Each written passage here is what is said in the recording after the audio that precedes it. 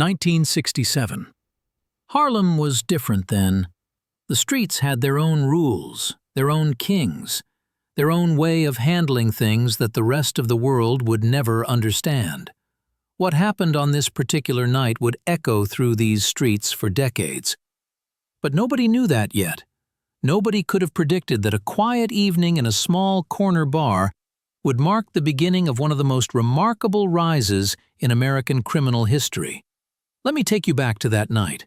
The bar was called Mr. B's. Nothing special from the outside, a weathered brick building on a corner that had seen better days, a flickering neon sign that buzzed like a dying insect. The kind of place where men came to disappear for a few hours, to talk business in low voices, to settle scores without witnesses. The inside was darker than the night outside, a few bare bulbs hanging from the ceiling casting more shadows than light. The jukebox in the corner played something slow and soulful, but nobody was really listening. Every man in that room was watching, waiting. You could feel the tension the moment you walked through that door. Frank Lucas arrived around 11:30. He did not make a grand entrance. He never did. That was not his style. He simply walked in, found an empty spot at the bar, and ordered a drink. His suit was clean but modest. Nothing flashy. Nothing that screamed money or power. In 1967, Frank was still building, still learning, still working as Bumpy Johnson's right-hand man. Most people in that bar did not even know his name. They would learn it soon enough. At the other end of the bar sat Theodore Williams. Everyone called him Big Teddy, and the nickname fit. He was a mountain of a man, broad shoulders that strained against his jacket, hands like dinner plates, the kind of physical presence that made smaller men move out of his way without being asked. Big Teddy ran some gambling operations on the West Side, small-time stuff compared to the real players, but in his own mind, he was somebody important. He had muscle. He had a crew of 3 men who laughed at every joke he told and agreed with everything he said. And tonight, Big Teddy had been at that bar since sundown. His voice kept getting louder as the hours passed. His jokes kept getting cruder. And then he noticed Frank. What Big Teddy did next would be the worst decision of his entire life. But he did not know that yet. Nobody did. "You see that young man over there?" Big Teddy announced, his voice cutting through the quiet room like a blade. His thick finger pointed directly at Frank. Every head in the bar turned. "That right there is Bumpy Johnson's little errand boy. Runs around carrying bags and fetching whatever the old man needs, like some kind of servant." His crew laughed on cue. 3 men in cheap suits cackling like this was the funniest thing they had ever heard. "Someone should give him a tip," Big Teddy continued, warming to his audience. "Maybe he can shine my shoes when he is done running errands." More laughter. But something else was happening in that bar. The other patrons were not laughing. They were shrinking into their seats, looking away, pretending they had not heard anything, because they understood what Big Teddy apparently did not. In Harlem, you did not disrespect a man publicly, not like this, not unless you were prepared to deal with the consequences. Frank did not react. He stood at his spot at the bar, his drink in his hand, his eyes fixed on some invisible point straight ahead. If you watched closely, you might have noticed his jaw tighten slightly, a subtle shift in his breathing. But that was all. To everyone watching, he looked completely calm, almost bored. Big Teddy mistook this silence for weakness. That was his second mistake. "I bet that country boy still has dirt under his fingernails from picking cotton," Big Teddy bellowed, slapping the bar for emphasis. "Probably calls Bumpy boss man and yes sir like he is still working the fields." The crew howled. They thought their boss was on fire tonight. They had no idea they were watching a man seal his own fate. 5 minutes passed, then 10. Big Teddy kept talking. His jokes got worse. His voice got louder. and Frank just stood there, waiting, watching. Here is something most people never understand about truly powerful men. They do not react in anger. They do not jump at every insult. They wait. They observe. They choose their moment with the patience of a predator stalking prey. Frank Lucas understood this at a level most men never reach. He had learned it growing up poor in North Carolina.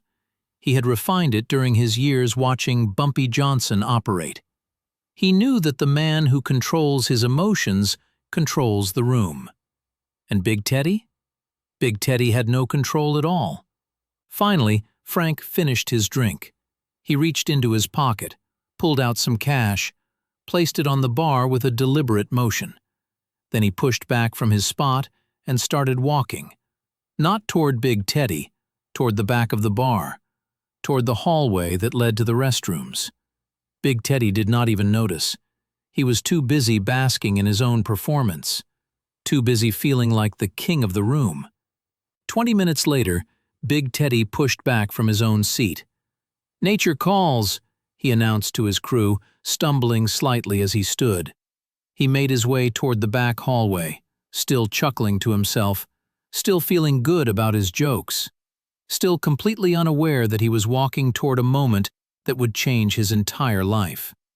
The bar fell silent the moment he disappeared around the corner. The jukebox switched songs. Nobody spoke. Nobody moved. Everyone knew something was about to happen. They just did not know what. What occurred in that back room stayed in that back room. Only two men know the full truth of what happened.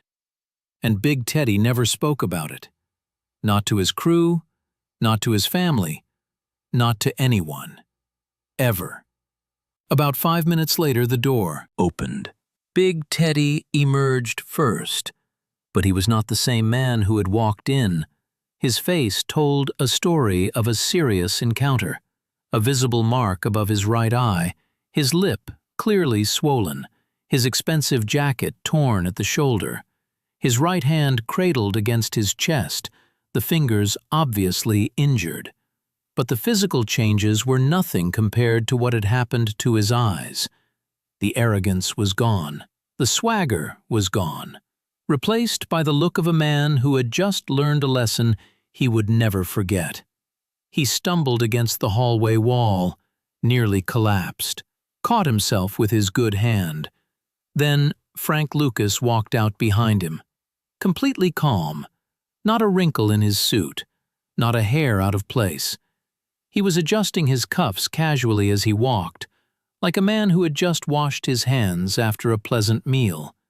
He walked past Big Teddy without acknowledgement, walked through the main room where every single person had frozen in place, drinks suspended mid-sip, conversations dead. Big Teddy's crew standing with their mouths hanging open, unable to process what they were seeing. Frank stopped at the bar, reached into his pocket, pulled out more cash, placed it on the counter next to Big Teddy's untouched drink. Then he spoke. His voice was quiet, calm. But somehow every person in that room heard every word. Mr. Williams had an accident. Someone should help him home. And Frank Lucas walked out into the Harlem night. Nobody moved for what felt like an eternity. The bartender finally broke the silence. "Bar is closed," he announced. "Everyone out." By sunrise, the story had spread across Harlem like wildfire.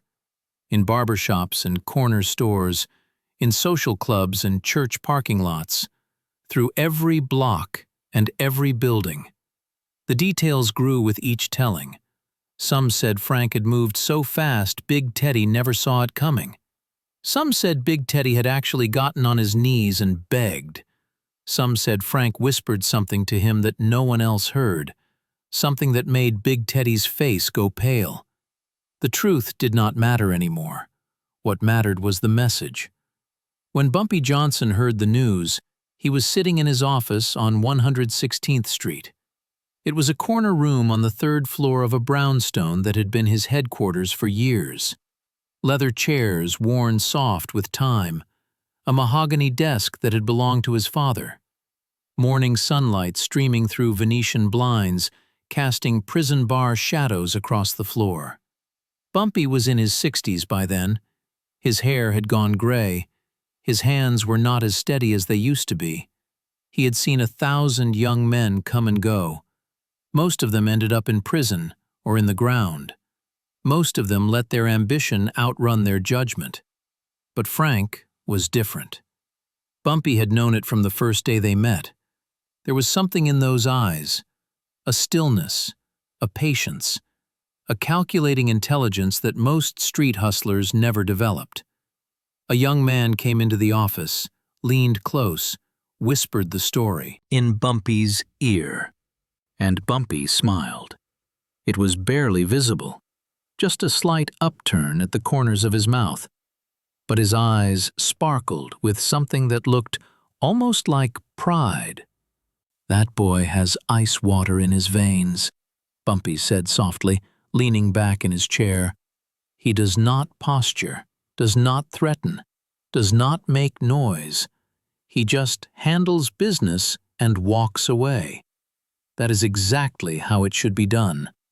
He paused, took a sip from his cup, stared out the window at the Harlem streets below. "I taught him well, maybe too well." Because Bumpy understood something in that moment. He could see the trajectory clearly now. Frank Lucas was not going to remain a lieutenant forever. He was not going to be content running errands for someone else. That young man had ambition that could not be contained. The kind of hunger that builds empires or burns them down. One day soon, Bumpy thought to himself, that boy is going to run this city. The question is not if, it is when. And whether that will be good for everyone, or whether it will set the whole world on fire. He looked out at the streets one more time, people going about their business, children playing, vendors selling fruit on corners. A normal morning in an extraordinary neighborhood. Change was coming. Bumpy could feel it in his bones, and Frank Lucas was going to be at the center of it all. Big Teddy left Harlem 3 weeks later, packed everything he owned into a single suitcase, told his crew he had business in Philadelphia. Never came back. His gambling operations were absorbed by others within days. His name faded from conversations within weeks. Within a year, it was like Theodore Williams had never existed. Some say he changed his name, started over somewhere nobody knew his history. They say he still gets nervous whenever someone mentions New York. They say he still has trouble sleeping, still sees those calm, patient eyes in his nightmares. The eyes of Frank Lucas. The eyes of a man who was just getting started. Because that night at Mr. B's was just the beginning. Just the first chapter in a story that would grow far beyond what anyone could have imagined. Frank had made his name on the streets. Now he had to prove he was more than just Bumpy's protege. He had to show the world he could stand on his own.